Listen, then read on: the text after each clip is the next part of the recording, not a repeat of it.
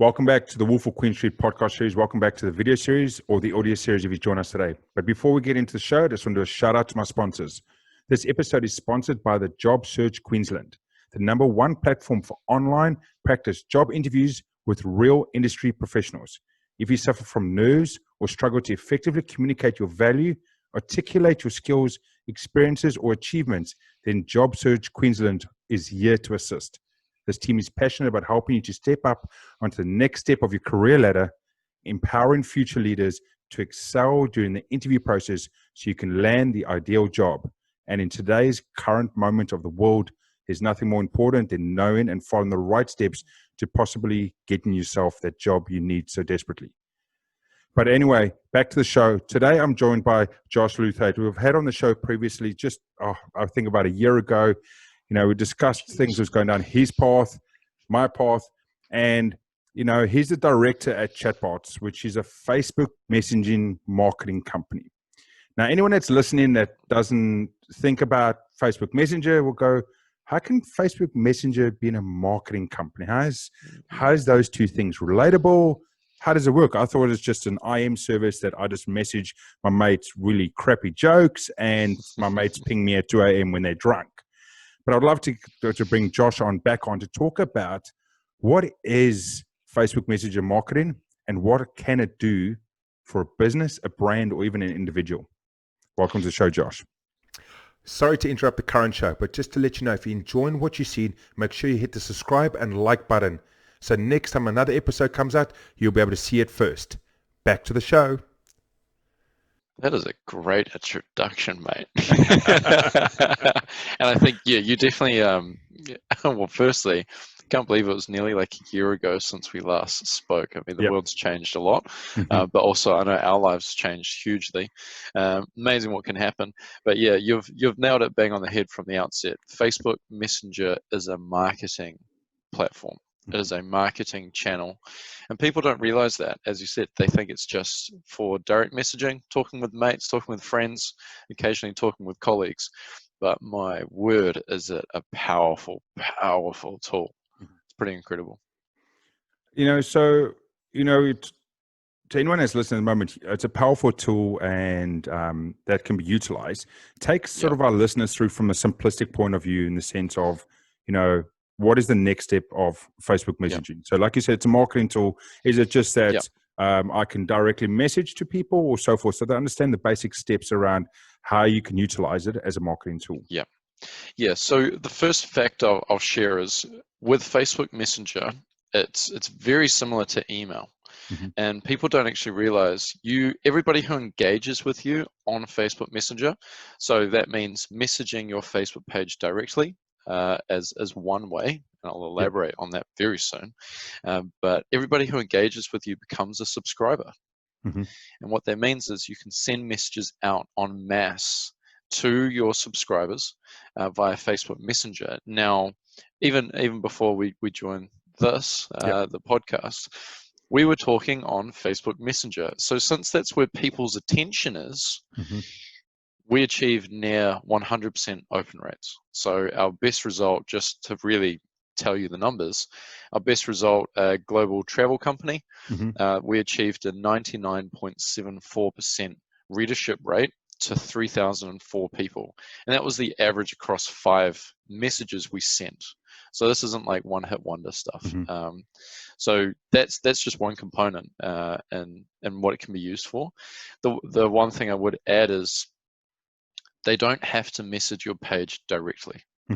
So we convert social media or Facebook engagement into conversations.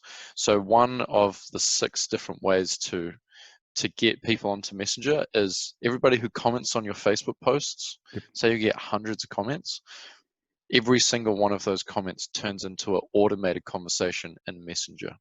So I'll just leave that little intrigue there. There's so much it can do. My brain's already, thinking about that. So to anyone else that's in a brand or in a business situation going, some of them might have understood, some people might have known that if you did, as a customer that came to a brand page and made the first engagement across Messenger, that, as you said, is the subscriber that does the subscriber functionality. So then as a brand, I can go back. a lot of people are slowly starting to hear that on the pages.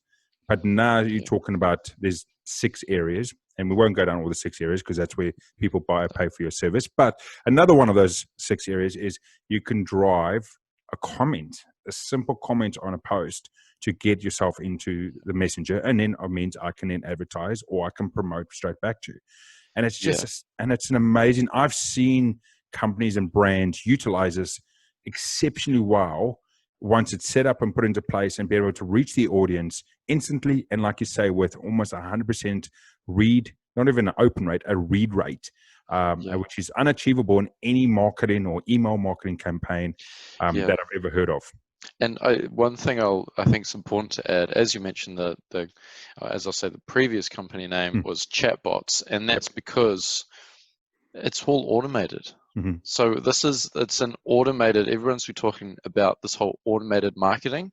Yeah. Well, Facebook Messenger is the very first to do that, where effectively when they comment on that post, as that example, it triggers a unique automated conversation within Messenger that goes to where you as a business want them to go. So I compare it to, well, really it's like, say you get 1,000 comments on a Facebook post, just sticking with that functionality that I've alluded to. Say you get 1,000 comments on that. That is given away. See Josh's little slice. I can see in his eyes, he's going, I shouldn't have said that. Nah, nonsense. Knowledge for everyone. So we kind of look at it as, if you get 1,000 comments on a post, say to a sponsored competition, and some of our clients had tens of thousands. Yeah. It's effectively 1,000 phone calls that are coming to your office, and currently no one's answering those phone calls. Nobody. We are answering all those phone calls and saying, hey, look, how can we help? Here's some information about us that otherwise they never would have learned. So it's very cool. I love it, and I love the analogy of talking about the phone calls. People can understand that and see that. Before I move into my next component and question I want to drop off, I know something I wanted to bring up in the beginning of the show, because there's been a big announcement and a big movement in your personal brand and your business of chatbots and what's been going on. So I wanted the audience just to hear about a deal that you've put together just recently, and I don't know if it's actually been communicated publicly as much, but take the floor and let them know what you're up to. Indeed, yeah. At this stage, it's not been announced publicly, but by the time this is up, it will be. So you got very exclusive. Very exclusive rights. We get along well, mate. Yeah. So in terms of my journey, I was building chatbots as a business for a long time. It took a good few years when the technology was just coming out, and kind of all those years really, really paying off. And then New Zealand's biggest website provider offered an opportunity to work with them in building a chatbot business. And so that's now come together, and where we have the business Izzybotz, Izzybotz, and with that we are able to do a lot more functionality and bring a lot more value to New Zealand businesses especially, and all around the world with a few things that we're doing.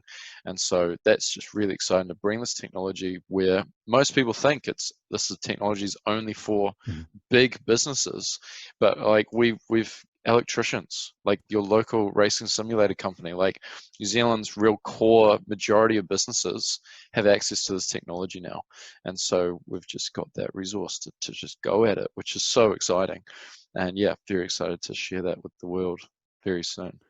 That's amazing, Josh, and thank you so much for, as I said, and having a laugh, giving me the exclusive rights or distribution on and making your announcement pretty much. First release, right? Always the first release. So in 20 years' time, when it's one of the biggest companies in the world, I can say I had the first release. Like there's my hey, let's make that happen. Yeah. All for it. Awesome, Josh. That leads me. It's great, that journey that you've done and the passion you put behind your business. And I've followed it over the last period of time, and I've hit up Josh so many times, just randomly to go, hey, I need to sit down and talk about Messenger, about my brand, and so forth. And you can't just do it on the fly. You got to sit down and focus and think about it. Yeah. But because this leads me straight into my next point and question is sort of understanding the power of the personalized marketing, understanding how you can personalize it specific to an end customer, end user and so forth through Facebook Messenger. And I'd love to know your thoughts on that. Yeah, personalized marketing, I see that, I mean, that's the next wave. And by wave, industrial revolution, data revolution. Now we've got all this data. We can make every single person's interaction with your business completely personalized to them. So again, I like comparing in metaphors. So when I go to my barber's, my hairdresser, I get an experience unique to me I get a unique product, unique service to what I want. And the conversation is unique to what I want as well. Now, if you went to the same barbers or somebody else, whoever that is, it's a unique experience every single time. And they've been doing this since the very beginning. However, it's never been possible to do that for other businesses and marketing, but now it is. So effectively, you have only a certain amount of attention from people with your business. How do you make the most of that? You make sure it's relevant to what they want. Every single touch point, every single experience they have with your business needs to be what they're interested in. And so if I'm interested, I love cars, that's definitely no secret. So me loving cars, but not so much interested in motorbikes, say I go to an event, if they're promoting motorbikes to me, that doesn't resonate with me. That's not making the most of my attention. You promote cars, you've got my attention now. So this is where everything should be related to what they're interested in, because that's how you build relationships, connections, and that's how you're going to get business and bring value. And I totally agree with that.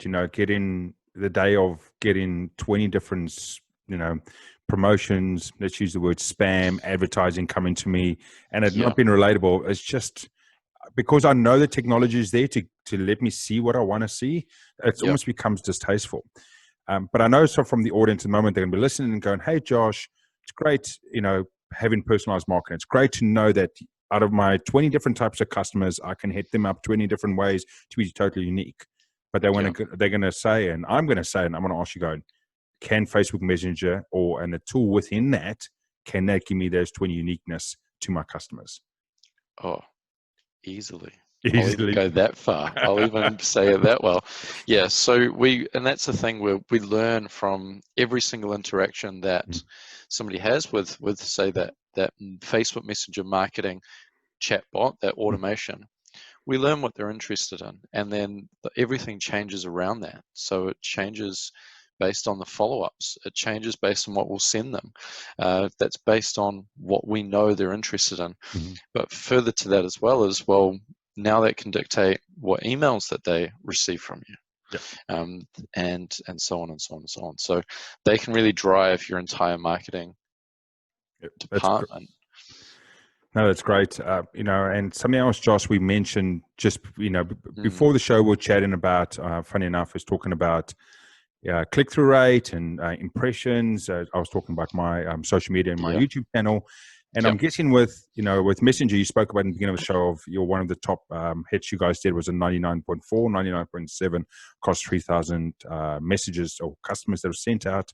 I'm guessing there's a big thing at understanding readership and CTR or click-through rate, which in other words means the amount of times someone sees something and then the percentage of times that they actually click on that to go to the next level, whether it's to click to the next screen or to actually click to accept something, that click counts towards some kind of engagement.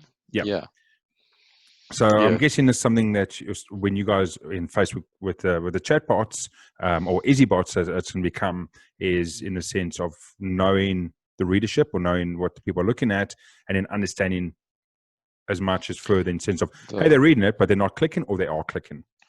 Yes, exactly. So, and again, that comes back to, if they were to click on it, then this happens. If they don't click on it, then this happens. And so just to drop that in there, but around those click-throughs, I think the best result we had was in the hospitality space around an offer. And it's very important to note before going into it, the click-through rate completely depends on why they should click on it. I mean, if you sent out something and you're saying everybody clicks on this gets a free Lamborghini, you're going to have a great click-through rate, mate. But if it's not so appealing, then you won't. So in this case, it was a good offer, and we received a 82.17% click-through rate. Now, comparing that to email, Yeah. That's like 4 times what a great open rate is. The average globally for messenger marketing click-through rates is, and I say roughly, it's roughly 20% based on global numbers. So you're basically saying the average click-through rate is the same as a good email open rate. And in New Zealand, I'd expect it to be higher. New Zealand is huge adopters of Facebook Messenger, and the businesses are not big adopters of this technology because they've never known it existed. And so there's a very untouched space at the moment. So the click-throughs are higher than that, we're seeing. I totally agree with what you're saying there about the businesses, not realizing it's there.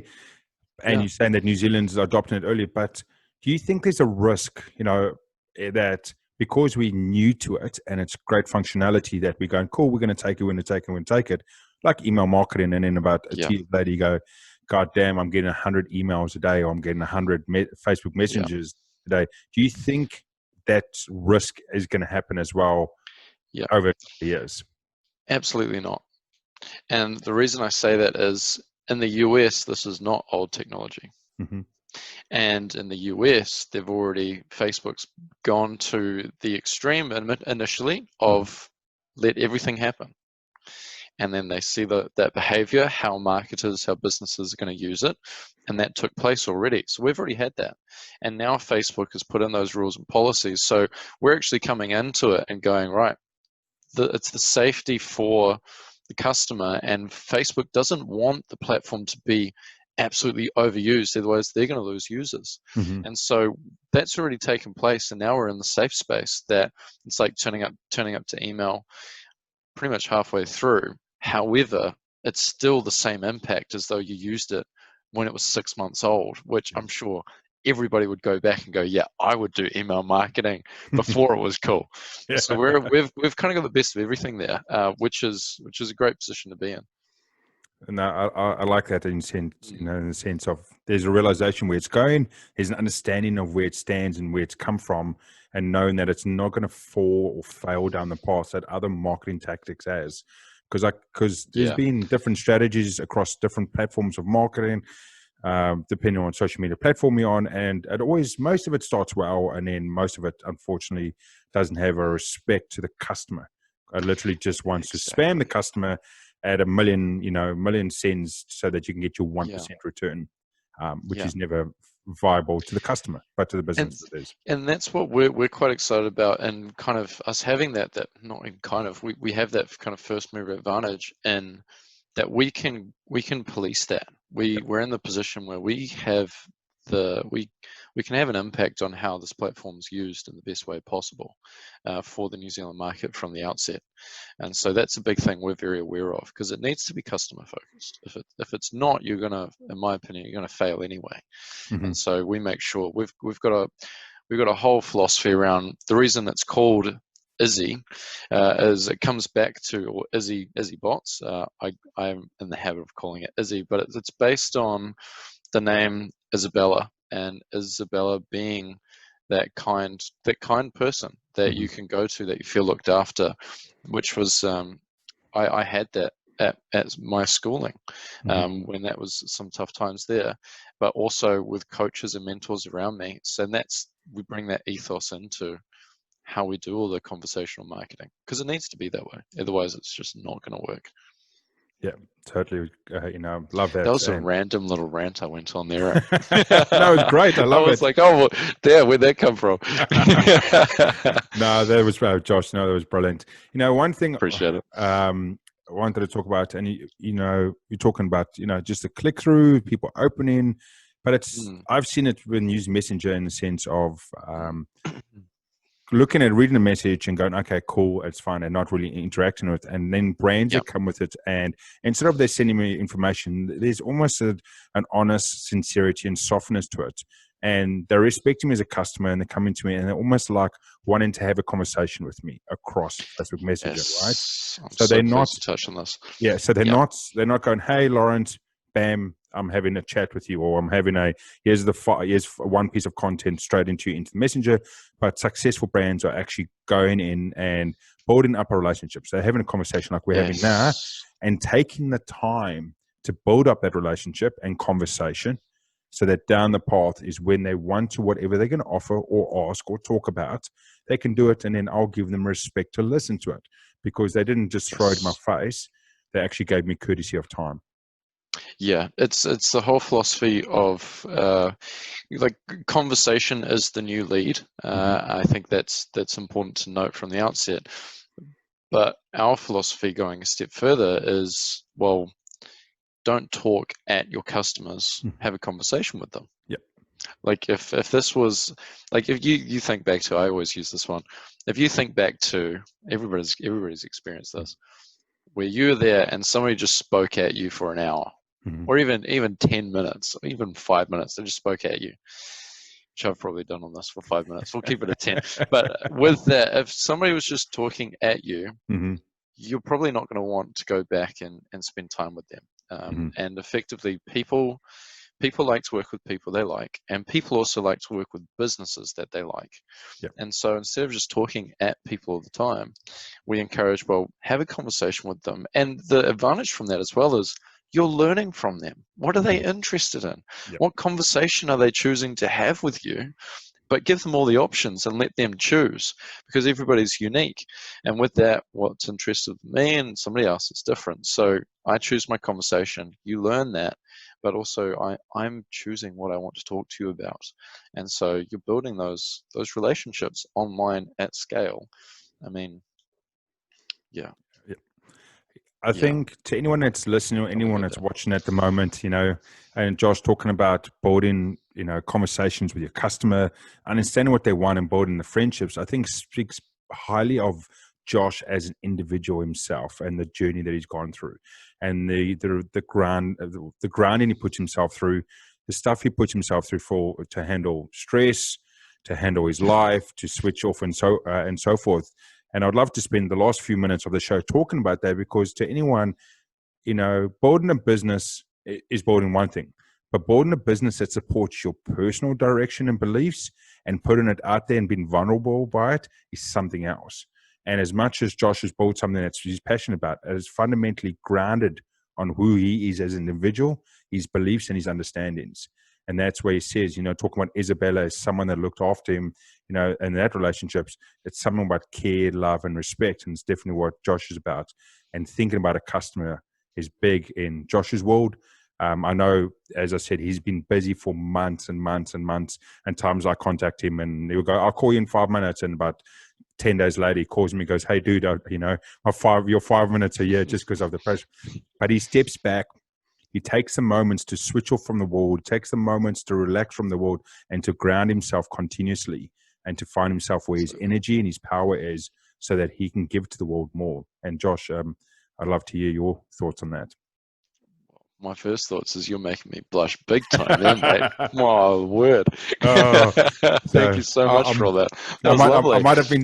I might be stalking him a little. It's your job too, we'll call it that. Yeah, I think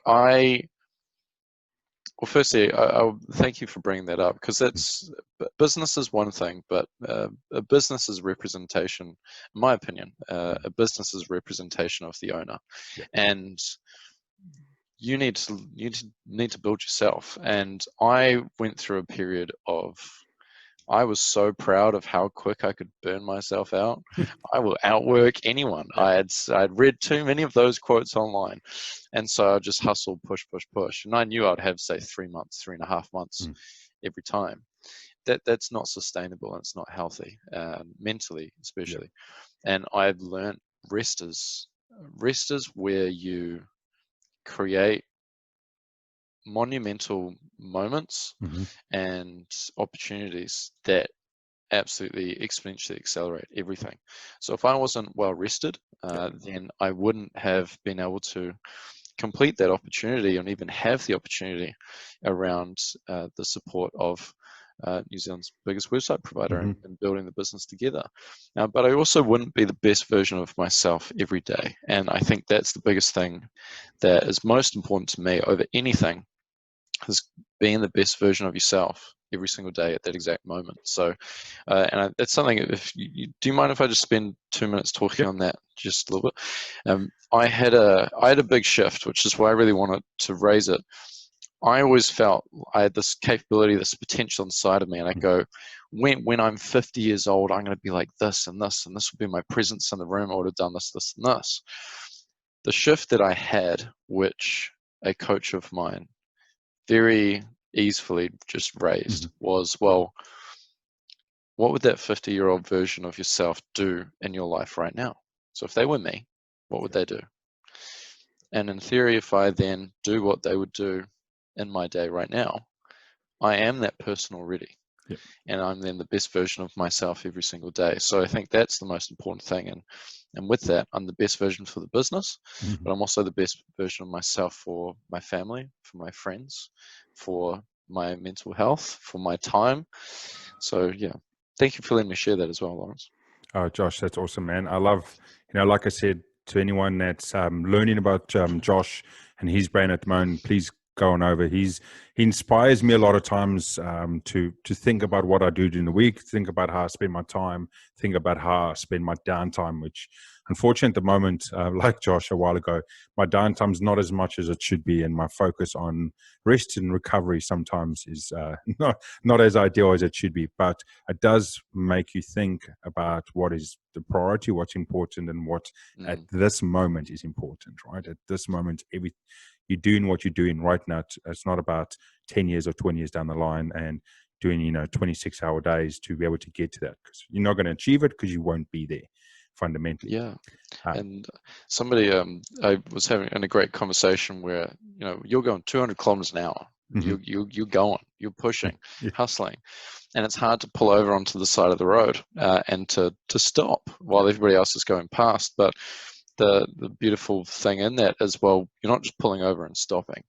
You're pulling over and stopping at a petrol station, and you're putting fuel in the tank, and then you're going to go back out and do 200 kilometers an hour. But those just on one tank doing 200 Ks, they have to stop, and they're going to have to walk all the way back. Yep. They're going to have to go to the nearest petrol station eventually. And so, yeah, look after yourselves. That's a dangerous thing around the whole business entrepreneurship space. But yeah, doing it rested and enjoying the journey is the most enjoyable part of it all, I would say. I must say, I think that gas station story would be one of my favorite ones to date, about understanding and putting it in a mindset of the relaxation and why stopping sometimes is better than actually keep on going. But Josh, just before we end off the show today, is there one more point you would like to leave our listeners with? And after that, can you just let them know where they can find you and your handles? One more point. A theme that's been with me, I guess, the past few weeks especially, which is why this comes to mind straight away, is about creating stillness, creating a real place of calm. And yes, business can get crazy, family stuff can get crazy, this and that, and managing all of it. But to be able to hold a real place of stillness with you all the time is very, very special, and it's game changing. So you'll probably see this big ball of light over there, salt lamp and stuff like that. I have just that area of stillness in my room, but I do meditative activities. I do meditation, yes, but this could be anything that brings you calm and stillness. Do that on a regular basis. Plan it. This whiteboard here, I'm just talking about my back of my room. That whiteboard there is planned downtime and planned activities that bring me stillness. And when you can bring that into meetings, you're so present, you create connections. And you'll actually find by taking that time, you will have greater connections that will lead to your business growing faster by actually resting. And so I really encourage everybody to learn what creates that stillness for you and prioritize that. Love it, Josh. Thank you so much for everything you said on that. You just didn't let our listeners know that's where they can find you. Yeah, Instagram is Joshua Luthwaite, or I think it's Josh Luthwaite. Last name. If you write the last name Luthwaite, which is LEWTHWAITE, or at the bottom of my Zoom, you'll find me there. Facebook, same thing. TikTok, same thing as well. He's on the TikTok game, so that's great. can find him on that. But to everyone else, and firstly to Josh, thank you so much for your story. I know the journey that you've gone through Chatbots, which has now become Izzybotz, once this episode is out, and the focus and the dedication you've given to actually to your customer and care for them and to build your whole brand behind that. And to anyone else listening or watching, just take that into consideration. Always understand your customer, always understand what they're expecting from you, and then build it around that. Build what's passionate to yourself as your beliefs and your core beliefs, and then give the customer what they're expecting around those beliefs. But at the end of the day, as I always say, stay beautiful, stay powerful. Until next time, thank you.